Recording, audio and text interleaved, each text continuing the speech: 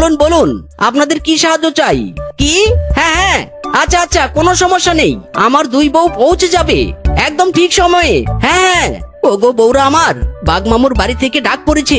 মামু তোমাদের দিয়ে নারকেল গাছ থেকে নারকেল পেড়ে নিবে। তুমি কোনো চিন্তা করো নে, আমি এখনই যাচ্ছি।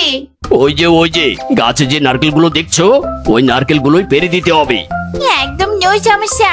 এই রূপা, এই আমার গাড়ি উঠে পড়তো।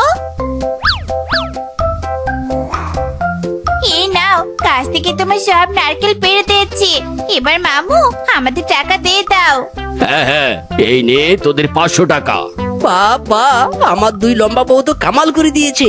এভাবে কাজ চালিয়ে গেলে তোমাদের খাবারের টাকাও আসবে, আবার কিছু টাকাও জমবে। মায়েরি।